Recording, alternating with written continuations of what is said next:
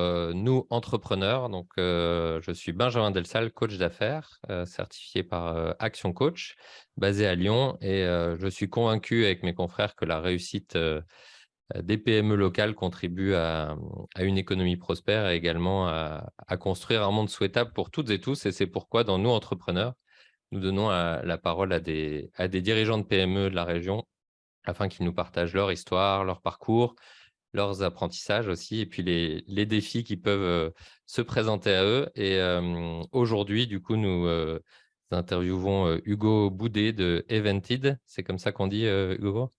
Absolument, c'est ça. Bonjour, bienvenue sur Nous Entrepreneurs. Merci Benjamin, bonjour. Alors pour commencer, est-ce que tu peux te présenter et puis présenter, ce que fait, Evented? Oui, absolument. Donc moi, Hugo Boudet, donc je suis le CEO Europe d'Evented.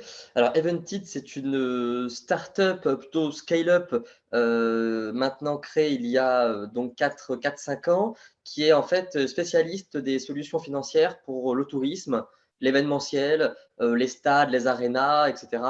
Et nous développons actuellement une grosse offre d'ingénierie autour de toutes ces thématiques pour les gros festivals, les grosses salles, etc.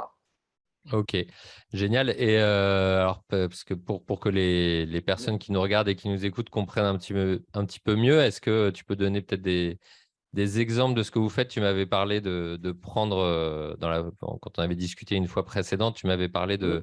de s'occuper des gens, sur toute la durée de leur expérience, c'est ça? Exactement. Tu peux nous en dire un peu Tout à plus? fait. Tout à fait, oui. Donc nous, chez Evented, on croit beaucoup, au fait que ces rassemblements, ces festivals, ces parcs d'attractions, ça contribue à créer des émotions entre les gens et nous, on est convaincus que ces émotions, ça passe par de l'expérience client et donc finalement, on a une mission qui est vraiment transversale, qui est de dire que tu vas quitter, tu pars de chez toi, tu vas aller dans un parc d'attractions, et de A à Z, on va intervenir. On va intervenir comment? On va intervenir, par exemple, en gérant la logistique, dans le train. On va intervenir en te fournissant, un bracelet connecté pour que tu puisses payer partout dans le parc. Ce bracelet, il te sert à déverrouiller ta chambre d'hôtel, il te sert à accéder, aux ascenseurs, au spa, au massage et on vient gérer, en fait, toute cette expérience. Typiquement, tu vas acheter, telle boisson, elle va te donner, tel avantage, tu auras accès à telle autre chose et cetera et cetera et cetera. Donc nous, on est vraiment, on a une partie bancaire, juridiquement, on est une banque, OK. donc techniquement, on a des contraintes à ce niveau-là, mais on est plutôt axé sur la partie expérientielle. Comment on accompagne les gens dans cette création d'émotions qui vont vivre dans le festival ou dans le parc, mais finalement, ça commence bien avant. En fait, c'est comme les vacances, ça commence quand on y pense. OK, excellent, ouais, donc c'est vraiment, de bout en bout. Super et alors Exactement. est-ce que tu peux nous dire un petit peu comment tu es, entre guillemets, «tombé là-dedans» ou qu'est-ce qui t'a amené, à être CEO Europe de Vented? Alors, donc il faut savoir que chez Eventit, donc nous sommes 2, donc moi qui suis CEO et mon associé Maël, Matthijs qui lui est CTO. Donc nous sommes 2 fondateurs. Comment ça s'est passé? Moi, en fait, j'ai une petite sœur qui est beaucoup moins petite maintenant. J'étais à la kermesse de son école quand elle avait, 5-6 ans, je crois et vous savez, à la kermesse des écoles, vous allez acheter, un stand de 10 tickets, donc pour 10 €, Ouais, donc un ouais. euro le ticket et tu peux en fait, jouer à ces stands-là en donnant un ticket. Il y a eu un coup de vent et tous les tickets se sont envolés, les siens et celui de ses copines. Et donc là, avec mon associé, on s'est rendu compte que comment on pouvait stocker sur un support durable ces tickets. Et c'est là qu'on est venu à faire, par exemple, des tickets code barre, puis après des tickets avec une puce, puis après des bracelets. Et on s'est rendu compte que ces enfants, toujours à la kermesse, hein, ils se perdaient. Donc on a mis un GPS pour les localiser, etc., etc., etc. Donc c'est comme ça qu'on est tombé là-dedans et on a fait des bonnes rencontres. On s'est rendu compte que finalement, les kermesses d'école, c'était résiduel, mais qu'on avait les mêmes problématiques à beaucoup plus grandes échelles, en Ouais. fait. Puisque finalement, une kermesse d'école, on a des clients, on a des fournisseurs, on a des animations, on a des expériences. Un parc d'attractions, un festival, c'est la même chose. C'est juste l'échelle qui change. Donc voilà, on est tombé là-dedans un petit peu par hasard. Et Et et et donc toi, c'était ta première expérience entrepreneuriale ou tu faisais autre chose et ça t'est tombé dessus? ouais, Heu, c'était ma première expérience entrepreneuriale. Moi, j'ai une formation, en sciences politiques, donc tout ce qui va être, affaires publiques. Donc moi, j'ai cette connaissance, affaires publiques. mon associé sortait d'école d'ingénierie, moi je sortais OK. d'école de sciences politiques.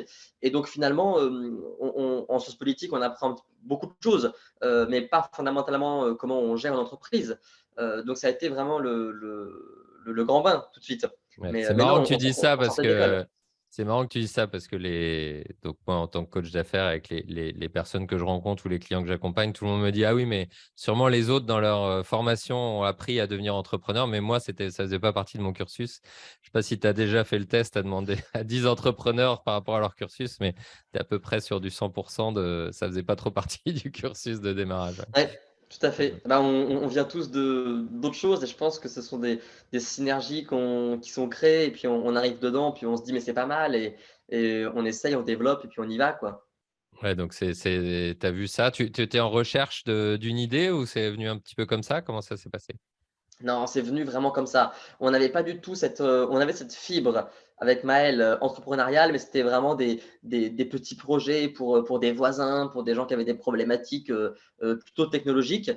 Et finalement, nous, on a vu ça, on était encore en école à ce moment-là. On a vu ça, ce problème d'école, primaire où ils sont 200 gamins. Et Ouais. en fait, on s'est donné à fond dedans et on s'est dit: «Mais si on se donne à fond pour 200 personnes, en fait, c'est quoi? C'est un client, juste qu'on le monétise pas, en fait. Mais finalement, si on vendait le bracelet, ben, on le monétiserait». Et voilà, et on s'est dit: «Putain, mais Excellent. c'est scalable et finalement un festival, bah, c'est le même concept». Voilà, Top, et c'est comme ça qu'est venue la fibre au fur et à mesure. top, et c'était il y a combien de temps ça alors?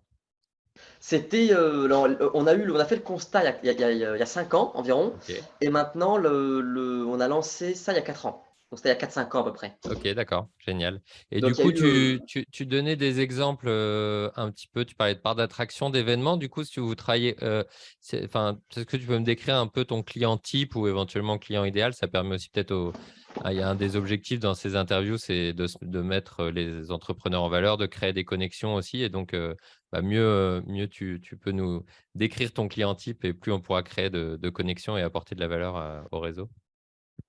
alors aujourd'hui, nous, aujourd'hui, donc Eventit est devenu un groupe depuis, maintenant 2 ans. C'est-à-dire qu'on s'est rendu compte que pour faire des festivals, pour faire du paiement, il y avait beaucoup de contraintes d'ingénierie. Il y avait des contraintes de réseau, de logistique, fournir de la 4G pour, 500 000 personnes en même temps, c'est colossal. Ah ouais, on Ça est arrive souvent. sur ces nombres-là, ouais, Abs d'accord. Absolument, oui, c'est des grosses contraintes. Nous, on est venu recruter de nos équipes, on a beaucoup d'ingénieurs chez nous, et on s'est dit que finalement, ces ingénieurs-là, ils pouvaient aussi, faire autre chose que l'événementiel. Donc on a une filiale de bureau d'études d'ingénierie. Le client type pour nous, ça va être par exemple, ça va être, un festival de musique ou un rassemblement, du sport, des salons et cetera, qui accueillent du monde et qui ont des problématiques de gestion de cash, de paiement, d'expérience client, de contrôle d'accès. Voilà. Nous, on intervient beaucoup sur ces schématiques-là, beaucoup en parc d'attraction aussi, sur comment je viens plonger le visiteur dans mon parc, dans mon secteur d'univers. Ça, sur notre partie, on va dire Eventy traditionnelle. Et la partie d'ingénierie, c'est vraiment beaucoup, beaucoup de clients. On a l'habilitation secret défense. On peut traiter avec l'État, avec des privés, des publics plus petits, plus gros. Là, c'est vraiment souvent nos clients, ils viennent nous voir en disant: «J'ai un problème, je dois, j'ai un tunnel, je veux mettre du réseau à l'intérieur. Je fais Mmh. comment?» Voilà, et nous, on intervient à ce niveau-là. Ouais, donc 2 métiers, peut-être bien différents entre la partie, Événementiel, événementielle, ouais. qui soit parc d'attractions ou événements, éphémères, Exact. et puis, une partie, ingénierie. Bon, bah, super, très Exactement, très tout à clair, fait. très clair, et alors, donc avec des clients assez différents en fait, qu'est-ce qu'ils viennent chercher chez vous? Qu'est-ce qui fait, la différence, ou votre, moi je préfère le terme d'unicité, c'est quoi votre unicité, votre promesse de valeur, pour eux? Aujourd'hui, la promesse de valeur, c'est qu'on fait du sur-mesure partout. C'est-à-dire que nous, chez Eventide, on est obligé de restreindre le nombre de clients qu'on signe chaque année pour être en mesure de pouvoir garantir, le succès de chaque client. C'est-à-dire que pour nous, l'approche commerciale, elle débute, souvent 1 an avant la signature. C'est-à-dire que souvent, on a une équipe de 15-20 personnes sur un projet avant même la signature du client, pour être sûr que finalement, on ait bien cadré le projet, on ait bien tout scopé. Et nous, on a pour objectif de dire que, comme je l'ai dit antérieurement, on fait du paiement, on fait aussi de l'ingénierie. Et pour nous, on va dire chez nous, le slogan, c'est, «Tout s'étudie». en fait. Il n'y aura jamais de non, on ne sait pas faire. Voilà. Ça arrivera peut-être plus tard. Il y aura, on étudie le projet ensemble et on regarde ce qu'on sait faire ou ne pas faire. Ce qui nous amène aujourd'hui à travailler avec SpaceX sur le satellite, par exemple, parce qu'il y a un client qui a besoin de satellite. Donc, la promesse de valeur, c'est d'avoir une équipe qui est réellement soudée, qui est la même de 5 ans, 10 ans, 20 ans, qui restera, on essaie de garder la même équipe avec les mêmes compétences et d'avoir une propale de valeur qui soit de bout en bout, en fait. Ok. Clairement, on peut gérer de bout en bout tes problématiques, dans Ok, l'idéal. donc un côté clé en main et en même temps personnalisé, et puis des Tout à fait, compétences individuelles et sous forme d'équipe, ce que je comprends, le fait absolument, de bosser ensemble. Génial. Ouais, alors, d'un absolument. point de vue un peu personnel, qu'est-ce que c'est 4-5 années ou même en dehors de l'aventure entrepreneuriale, si tu avais un apprentissage que tu as envie de partager, ça serait quoi? L'apprentissage que j'ai envie de partager, ce serait de dire que, rien n'est jamais écrit, en fait. C'est que tu peux partir, de zéro, c'est plus difficile et encore. Tu peux partir avec un gros paillage qui soit, culturel, technique, économique, financier ou que sais-je, mais que finalement, il faut toujours rester à l'affût des opportunités. C'est que quand, et moi on l'a vu, je l'ai vu personnellement, on l'a vu dans la boîte avec Maël, quand il y a une opportunité, il faut savoir la saisir tout de suite et se dire que, peut-être que maintenant elle ne sert pas, je la saisis et on verra plus tard. C'est ne se fermer aucune porte.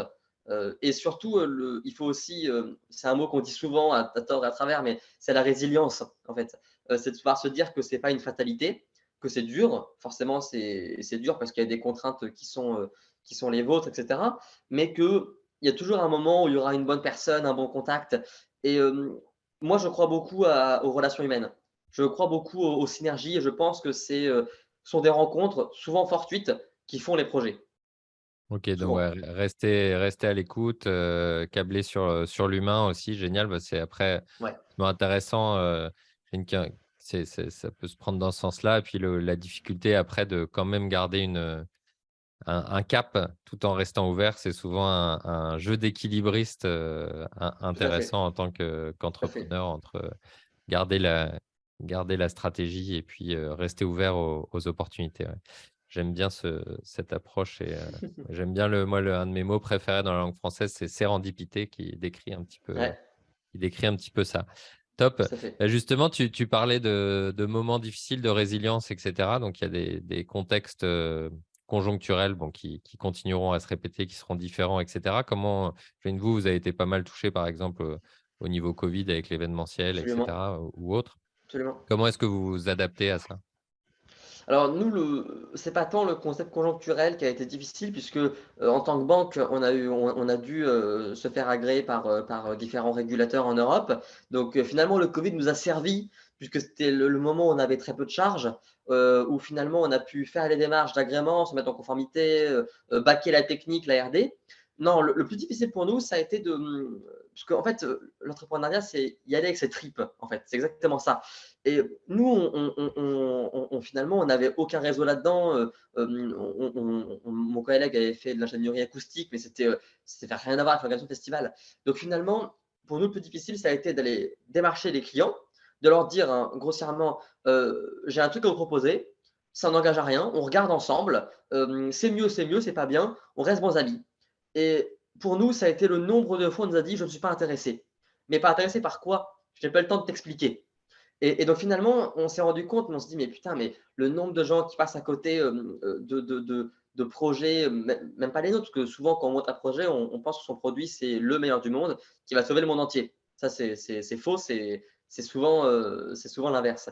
Le plus difficile, ça a été, et je pense que c'est culturellement le cas en France, de pouvoir dire aux gens, «Prenons une demi-heure de call, prenons un café ensemble et discutons, en fait, discutons. C'est mieux, c'est pas bien, on s'arrête là». C'est tout. Et arrêter de dire, «Je ne suis pas intéressé» alors que je n'ai pas vu ce que c'était. Et nous maintenant chez Eventy, de toutes nos équipes, dès qu'on se fait démarcher pour, X ou Y chose, ont, pour consigne de recevoir tous les fournisseurs. Tout le monde est reçu chez nous. Parce Excellent. qu'on considère que, c'est très difficile et que si on ne prend pas le temps, de voir ce que l'autre propose, on passe souvent ou peut-être à côté, d'une belle offre qui pourrait nous aider. Voilà. Donc maintenant chez nous, ça a été, Bon, tu vas recevoir plein d'appels du coup.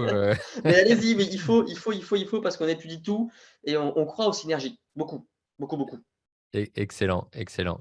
Est-ce que toi, tu perçois un défi pour ton activité dans les prochains mois, un challenge à relever? J'ai l'impression que tu aimes bien les challenges en l'occurrence.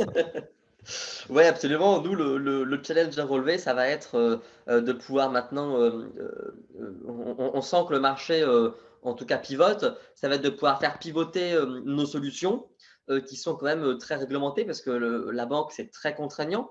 De pouvoir être capable d'avoir une approche sur le marché qui soit, commercialement très forte et d'être techniquement très bon, là où aujourd'hui on est, leader technologique en Europe et surtout de pouvoir aligner le commercial, le client, la technique et le juridique.